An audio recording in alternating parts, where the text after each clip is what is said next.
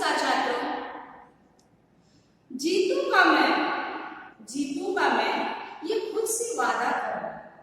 जितना सोचते हो कोशिश उससे ज्यादा करो। जितना सोचते हो कोशिश उससे ज्यादा करो। तकदीर भी रूठे पर हिम्मत ना टूटे। तकदीर भी रूठे पर हिम्मत ना टूटे। मजबूर कितना अपना इरादा करो। मजबूर कितना अपना इरादा करो। आइए आज हम लेकर आए हैं कक्षा 6 के लिए शब्द परिचय द्वितीय पाठ। इस पाठ में निर्जीव चीजों का प्रयोग किया गया है, जिसे आप संस्कृत की भाषा में अकारांत नपुंसक लिंग शब्द के नाम से जानते हैं। इसे हम इंग्लिश में नॉन लिंग लिंग के नाम से जानते हैं। आइए देखते हैं ये शब्द क्या है। इस पाठ को पढ़ने से पूर्व यदि इन शब्दों के ऊपर हम ध्यान देते हैं तो इस पाठ को पढ़ना हमारे लिए बहुत ही सरल है। देखते हैं ये शब्द क्या है। यहाँ पे मैंने फर्स्ट शब्द दिया है आपके लिए, फर्स्ट वर्ड एतर। एतर शब्द का प्रयोग हम कहाँ पे करते हैं? इसे हम हिंदी में यह एतर, यदि कोई भी चीज एक है, पास में है, तो संस्कृत की भाषा में उसे हम एतर। किम का प्रयोग कहाँ करते हैं? यदि कोई भी चीज एक है तो उसके लिए किम का प्रयोग करते हैं, चाहे वो पास में हो चाहे वो दूर में। एक है तो किम का प्रयोग करेंगे। क्वेश्चन तत् शब्दों का प्रयोग कहाँ पे करते हैं? जहाँ पे कोई चीज दूर में हो लेकिन एक, वहां पे तत् शब्द का प्रयोग।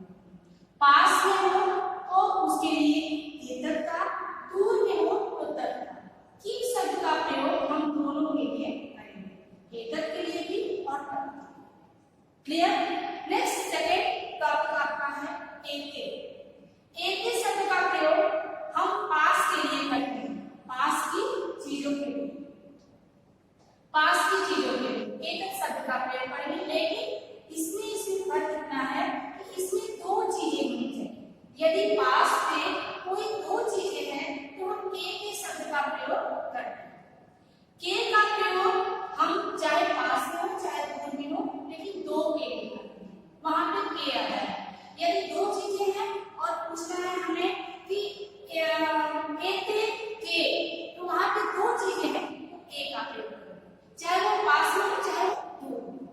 नेक्स्ट थर्ड टॉपिक आपका है थर्ड वर्ड ते।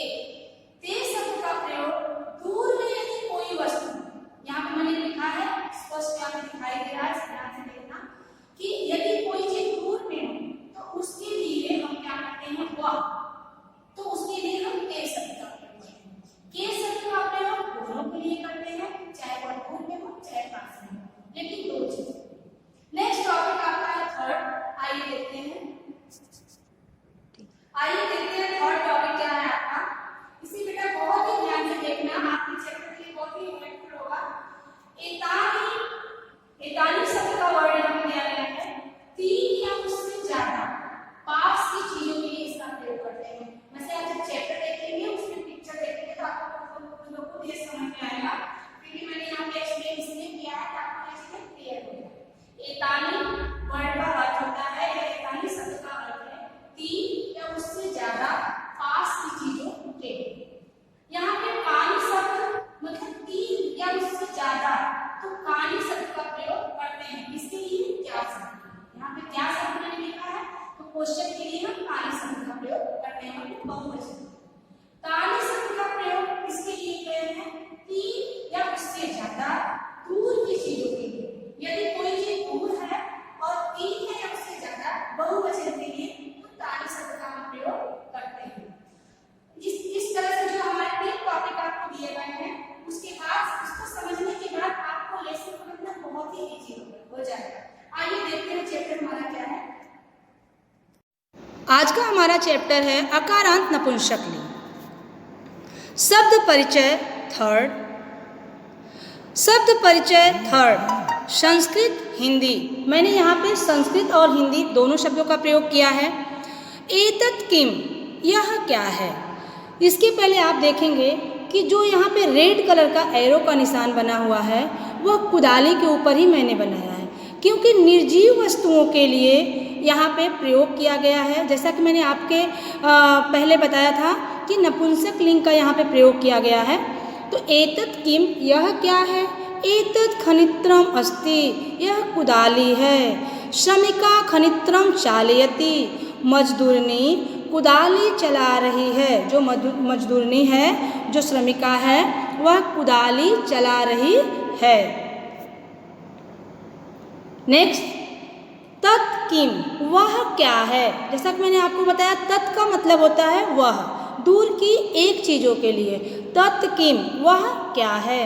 तत् विश्राम गृहम अस्ति, वह विश्राम घर है। गृहम घर, अस्ति है, वह विश्राम घर है, आराम करने का शयन या कक्ष है। किम अत्र भित्तिकम अस्ति, क्या यहाँ भित्तिकम, अत्र मतलब यहाँ, भित्ति का मतलब दीवार, अस्ति मीन्स है।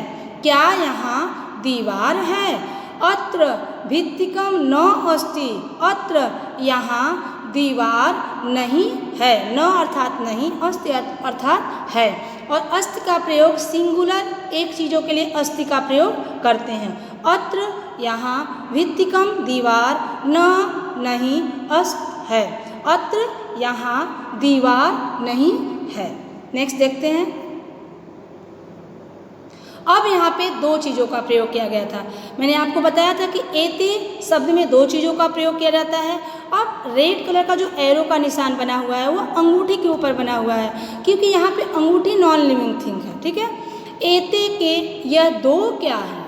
एते अंगुली के स्तः, स्तः यहाँ पे दो चीज़ों के है के लिए दिया गया, ध्यान देना।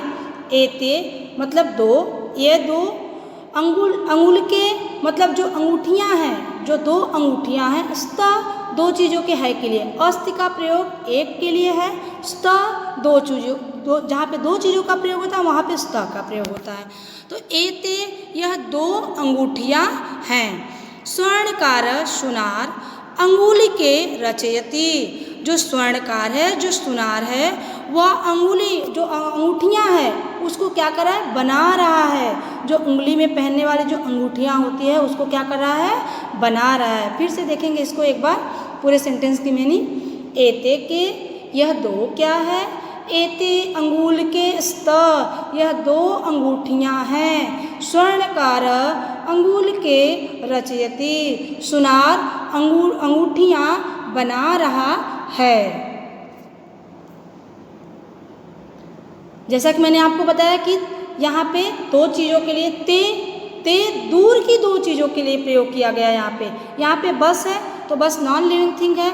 यहाँ पे फिर से देखते हैं ते, वह दो क्या है? वह दो क्या है? ते बसयाने, वे दो बसे हैं, वे दो बसे हैं। ते बसयाने कुत्र गच्छत, वे दोनों बसें कहाँ जा रही हैं? वे दोनों बसें कहाँ जा रही हैं? कुत्र मतलब कहाँ, गच्छत मतलब जा रही हैं। वे दोनों जो बसें हैं वे कहाँ जा रही हैं? ते रेल स्थानकम गच्छत, रेल का जो स्थान है, जो रेलवे स्टेशन है, ते वे दोनों बसें रेलवे स्टेशन गच्छत जा रही हैं। अब यहाँ पे नए वर्ड देखेंगे, गच्छत। जब गच्छति छोटी की मात्रा होती है तो वहाँ पे क्या होता है? सिंगुलर, वहाँ पे सिंगुलर चीज़ों का प्रयोग होता है। लेकिन जब वहाँ पे गच्छत, जब वहाँ पे दो मात्रा होती है वहाँ पे दो चीज़ों का प्रयोग होता है। तो दो चीज़ें यहाँ पे जा रही हैं। अगर एक बस जाती तो हम बोलते हैं गच्छति, दो बसें जा रही हैं इसलिए हम क्या बोल रहे हैं? गच्छत। तो फिर से देखेंगे इसके पूरे अर्थ को। ते के वे दो क्या हैं? ते बसयाने, वे दो बसें हैं। ते बसयाने कुत्र गच्छत, वह दोनों बसें कहाँ जा रही हैं? ते रेल स्थानकम गच्छत, वे दोनों बसें रेलवे स्टेशन जा रही हैं। क्लियर? नेक्स्ट, यहाँ पे बच्चों बहुवचन का प्रयोग किया गया है, तीन या उससे ज़्यादा। एतानी, एतानी का मतलब क्या होता है? तीन या उससे ज़्यादा, लेकिन पास की चीज़ों के लिए। एतानी कानी, ये सब क्या है? ये सब क्या है, या ये क्या है, ये भी बोल सकते हो आप। एतानी कर वस्त्राणि सन्ति। एतानि मतलब यह सब, कर मतलब हाथ, वस्त्राणि मतलब कपड़े। तो हाथ को साफ करने वाले कपड़े को हम क्या कहते हैं? हैंकी या रुमाल। तो सन्ति, एतानि कर वस्त्राणि सन्ति, यह रुमाल है। अब यहाँ पे सन्ति आया है, एक के लिए अस्ति, दो के लिए स्त और बहुवचन के लिए सन्ति हम है का प्रयोग करते हैं। उसके लिए एतानि कर वस्त्राणि सन्ति, ये सब रुमाल हैं। किम एतानि पुराणानि, क्या यह जो रुमाल है, क्या यह जो सब कपड़े हैं वह पुराने हैं? न मतलब नहीं। एतानि यह सब, तू तो, नूतनानि यह सब नए हैं, यह तो नए हैं।